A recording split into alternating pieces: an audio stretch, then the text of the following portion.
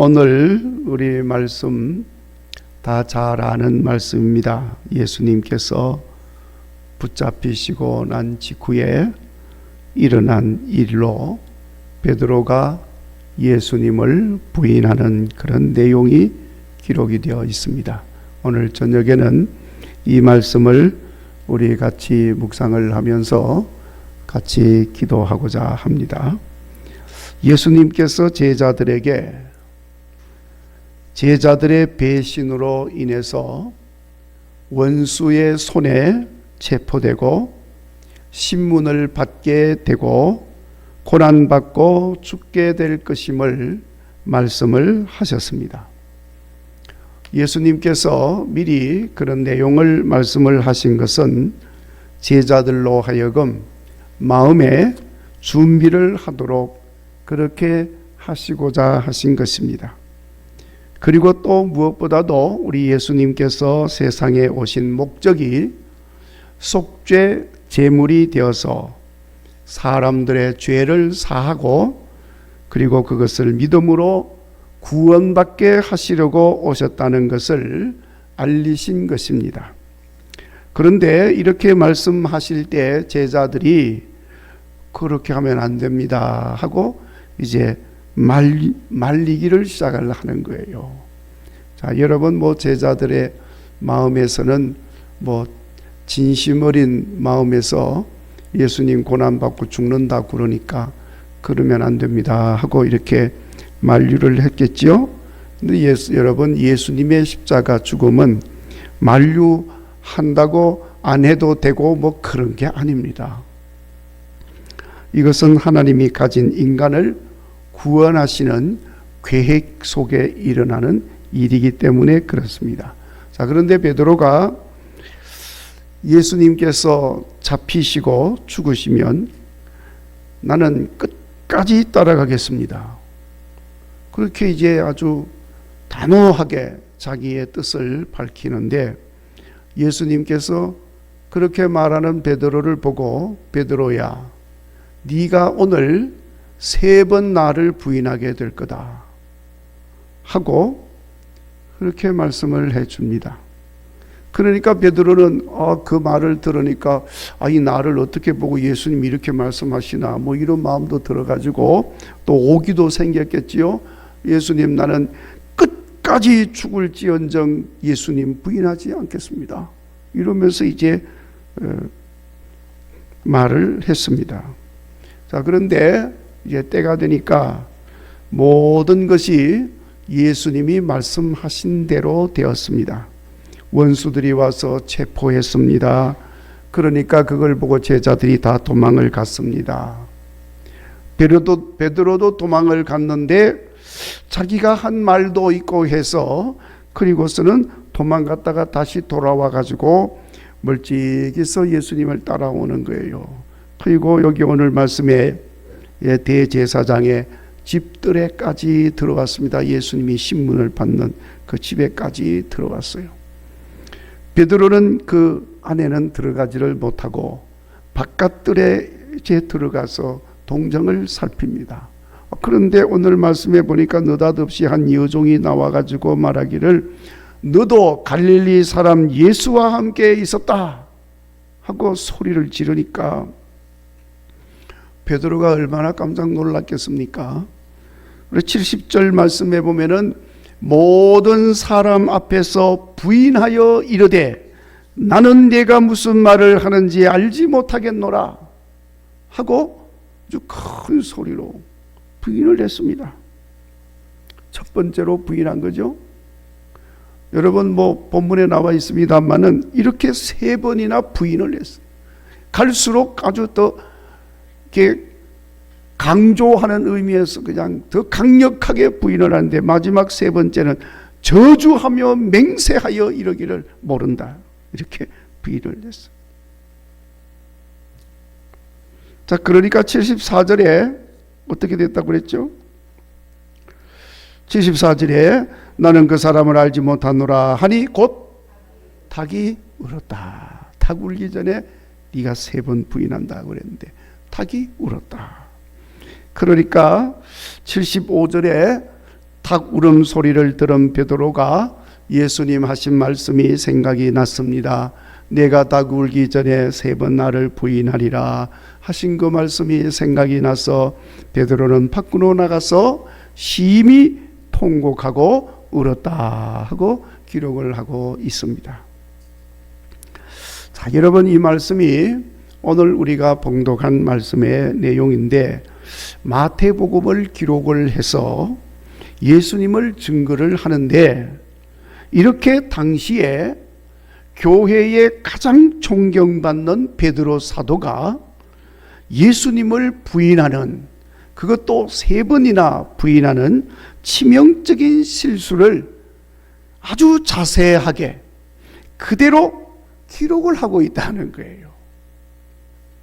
자, 여러분, 이것을 기록한 이유가 뭘까? 물론 임의대로 마태복음을 기록한 마태가 임의대로 기록한 건 아닙니다. 성령님께서 감동하셔서, 아멘. 모든 성경은 성령의 감동으로 된 것으로, 그러니까 성령님께서 마태를 감동시켜서 가지고 이렇게 기록을 하게 했는데 성령님이 인도하셔서 기록하게 한 거예요. 그러니까 괜히 이렇게 넣어놓은 건 아니겠죠? 뭔가 중요한 뜻이 있지 않겠습니까?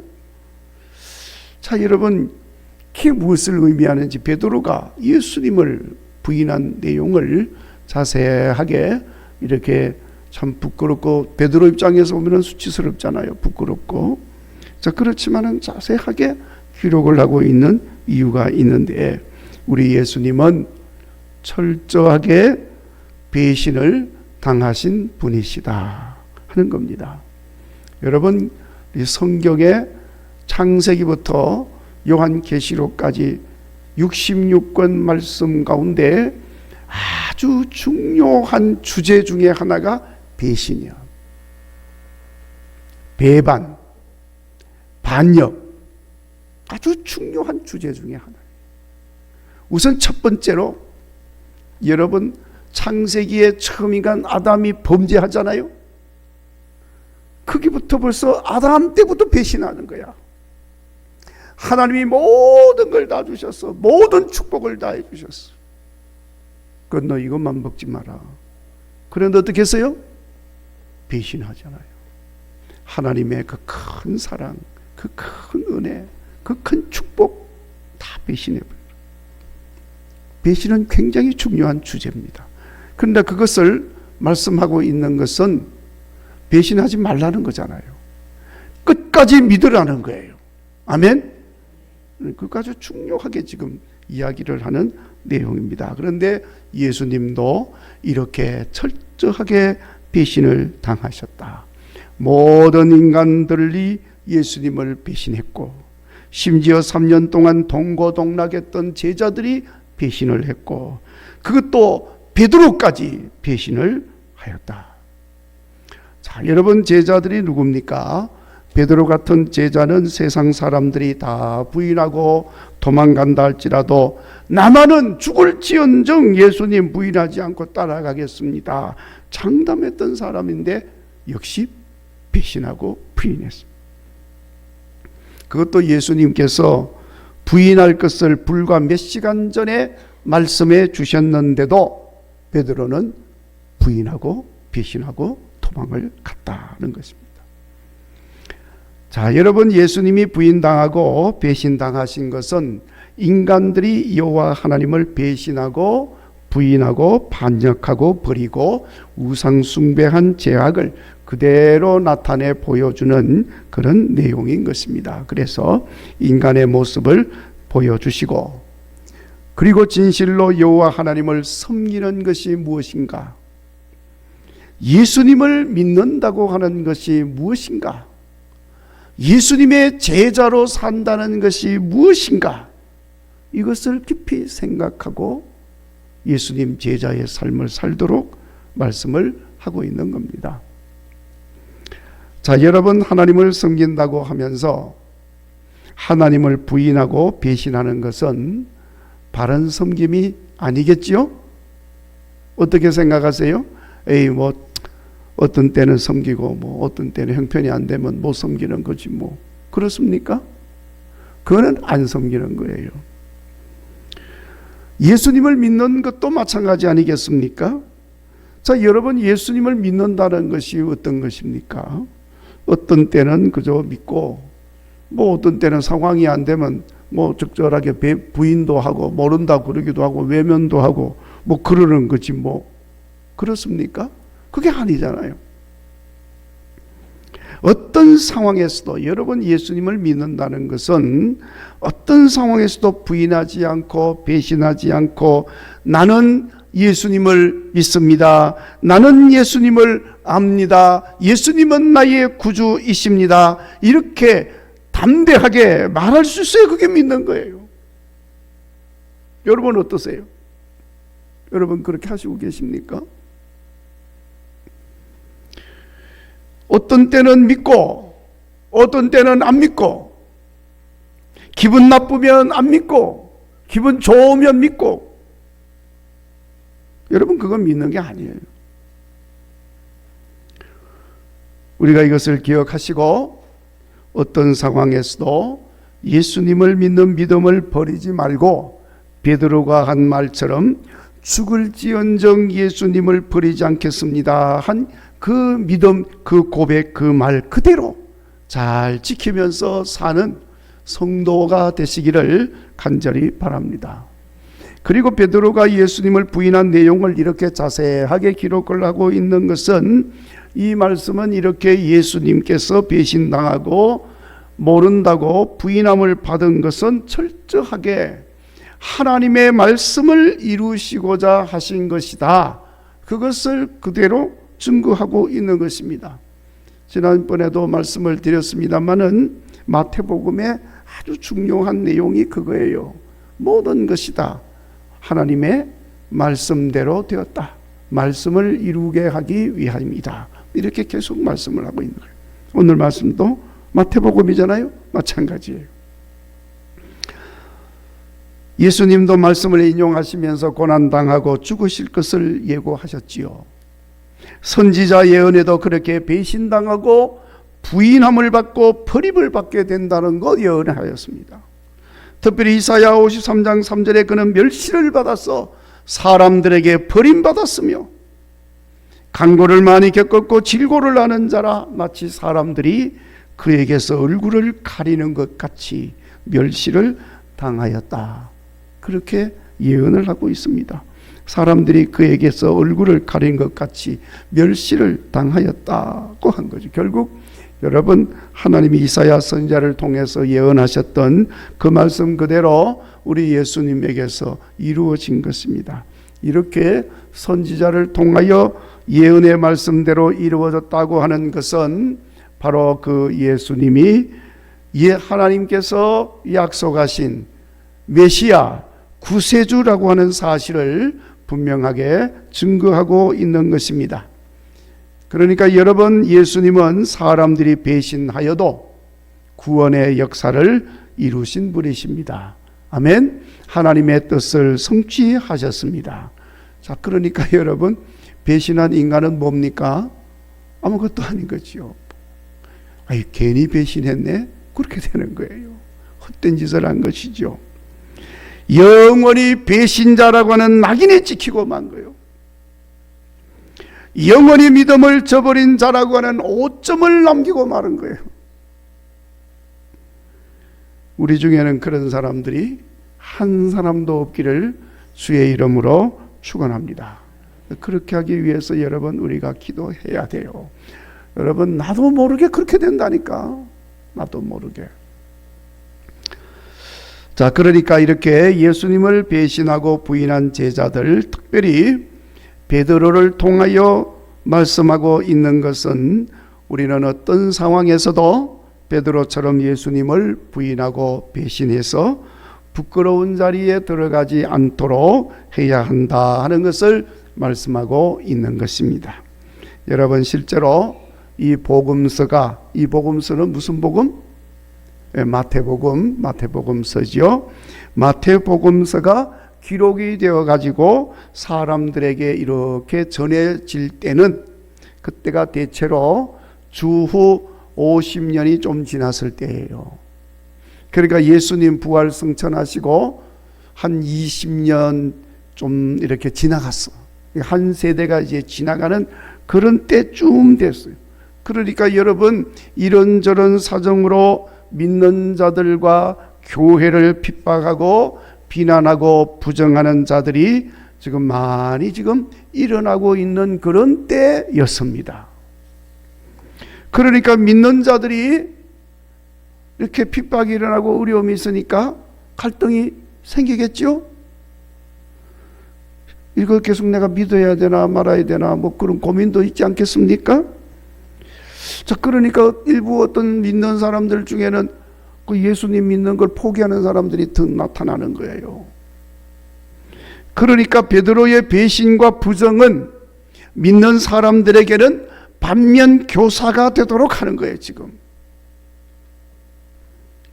그렇게 하면 모든 건 다 주님 뜻대로, 하나님 뜻대로 다 되는 건데, 배신해가지고 괜히 이렇게 오점만 남기고 부끄러운 배신자라는 낙인만 찍히고 그래서는 안 된다는 거예요. 자, 그래서 여러분 마지막 말씀 75절에 베드로가 닭울음 소리를 듣고 예수님이 네가 나를 3번 부인하리라 하신 말씀이 생각나서 심히 통곡하였다고 기록을 하고 있습니다. 심히 통곡하였다고 하는 말은 자신의 잘못을 깨닫게 되었고 회개하는 마음을 가지고 잘못을 고백하며 용서를 구하는 그런 마음을 가졌다는 것을 의미하는 거겠죠. 물론 뭐 닭울음 소리 듣고도 아무런 감각이 없는 사람도 있습니다. 그러나 베드로는 닭울음 소리를 듣고 예수님 말씀이 생각이 나서 너무너무 자기 자신이 처참한 모습이 된 거예요. 너무너무 부끄러운 모습이 된 것입니다. 그런 연유로 닭이라고 하는 동물이 어떤 믿는 자들에게는 대단히 하나의 상징적 동물이 되어가지고 예수님을 부인하고 배신한 삶을 돌아보게 하는 그런 동물이 되어진 겁니다. 여러분 실제로 필리핀에 가서 보신 분들은 아마 보셨으리라고 생각합니다. 필리핀에 가면 교회마다 뭘 갖다 붙여놓느냐 하면 우리 교회는 우리 교회 건물 제일 위에 뭐가 붙었어요? 십자가가 붙어 있잖아요. 그래서 우리 십자가를 보면서 십자가에 달려서 내 죄를 사하여 주신 예수님을 생각하는 거잖아요. 근데 필리핀 사람들은 닭을 갖다가 이렇게 세워놨어요. 필리핀 또 닭이 또 유명합니다. 하여튼 닭을 세워놨어요. 그 닭을 왜 세워놨을까요? 사람들이 예배당에 올 때 그 닭을 보고 베드로가 닭을 보고 예수님 말씀이 생각나서 통곡하며 회개하고 울었던 것을 생각하면서 회개하는 삶을 살도록 하는 그런 하나의 상징적인 표현이 되는 것이기도 합니다. 그러니까 여러분 우리도 닭은 아니라도 교회 올 때마다 십자가를 보면서 나를 위하여 십자가 지신 예수님 생각하면서 아직도 내가 예수님을 십자가에 못 박고 살지는 않는지 돌아보면서 회개하고 바른 믿음의 삶으로 결단하는 여러분들이 되시기를 바랍니다. 마지막으로 오늘 말씀을 보면 우리 예수님은 베드로가 그렇게 부인하고 배신할 것을 정확하게 아시고 그래서 심지어 닭 울기 전에 3번 나를 부인할 것까지 다 알고 계셨습니다. 그러니까 그 말대로 됐잖아요. 다 알고 있었던 거예요. 그렇지만 여러분 예수님께서 베드로를 대한 것을 보세요. 전혀 개의하지 않았어요. 베드로에게 또 말씀해 주시고 겟세마네 동산으로 기도하러 갈 때도 베드로 데리고 가시고 그것은 그럼에도 불구하고 예수님은 베드로를 사랑하여 주신 것을 보여주신 거예요. 그렇기 때문에 나중에 예수님이 부활하셔서 갈릴리로 가셔가지고 그러니까 베드로가 예수님 부인하고 예수님 십자가에 죽고 나니까 이제 갈릴리로 돌아갔다고 그랬잖아요. 가서 고기를 잡는 업으로 돌아갔다고 그랬잖아요. 그런데 그 예수님께서 부활하신 예수님이 갈릴리로 찾아갑니다. 베드로를 찾아가요. 그리고는 고기 잡고 있는 베드로를 부르면서 네가 나를 사랑하느냐? 네가 나를 사랑하면 내 양을 먹여라 하고 3번이나 똑같이 말씀을 하시고 사명 주시고 제자로서의 삶을 살도록 신뢰하여 주셨습니다. 예수님은 이렇게 사랑하시기를 끝까지 사랑하시고, 아멘, 용서하시기를 무한히 용서해 주시고, 아멘, 끝까지 신뢰하시며 사명도 주시는 예수님이신 것을 이렇게 분명하게 보여준 것입니다. 여러분, 실제로 베드로는 이렇게 예수님을 모른다고 3번씩이나 부정하는 엄청난 잘못을 범하였지만 그는 여전히 훌륭한 제자의 삶으로 초대교회를 이끌어가는 지도자로 쓰임을 받았습니다. 아무리 잘못한 것이 크다 할지라도 회개하는 자에게는 다시 은혜가 주어진다는 것을 우리에게 말씀하고 있는 것을 기억하시고, 여러분, 우리가 늘 우리의 부족함을 고백하면서 또 그걸 깨닫고 고백했으면 회개하고 다시 주님 앞에 쓰임을 받으시는 여러분 되시기를 바랍니다. 여러분 다 아시는 내용입니다. 일본 기독교 전래사에 보면은 에도 막부 시대에 일본 땅에 처음으로 천주교가 들어갔습니다. 그러니까 천주교가 들어가서 포교를 하고 믿는 자들이 생겨나니까 엄청난 핍박이 일어났습니다. 그러니까 그렇게 핍박하는 가운데 천주교도들을 잡아가지고 믿지 못하도록 않도록 배교를 강요를 하는데, 그 배교 강요를 하면서 믿지 않도록 하는 방법 중에 하나가 예수님 십자가에 못 박히신 그 그림을 그려가지고 땅에다가 놓고 믿는 자들을 잡아가지고 그 그림을 밟고 지나가도록 한 거예요. 그러면은 네가 예수를 안 믿는 것으로 알고 살려준다. 나는 이거 못 밟습니다. 그러면은 그냥 죽이는 거예요. 자, 그래서 여러분 그 그림을 밟고 지나간다고 그래가지고 그걸 나중에 후미에라고 불렀습니다. 후미에. 자, 어떤 사람은 그러니까 그 그림을 밟고 지나가면서 배교하였습니다. 그냥 밟고 지나간 거예요. 그런데 어떤 사람은 그거 밟고 지나가는 걸 거부하다가 죽음을 당하기도 했습니다. 자, 그런데 여러분, 그것까지는 그렇게 된 거죠. 죽을 사람은 죽고 살 사람은 부인하고 살고. 세월이 지났습니다. 나중에 이런 엄청난 문제가 된 겁니다. 그림을 밟지 않고 죽음을 택한 사람은 그렇지 못한 사람을 배신자라고 정죄를 하는 거예요. 그림을 밟고 지나간 사람은 죄인이 되어가지고 다시는 얼굴을 들지 못하고 믿음의 길에 돌아오지 못하는 그런 참으로 처참한 사람이 되는 거예요. 손가락질 당하고. 자, 여러분, 이게 일본에서 일어난 옛날 이야기 같지만은 우리나라에도 일제 때 신사참배가 있었습니다.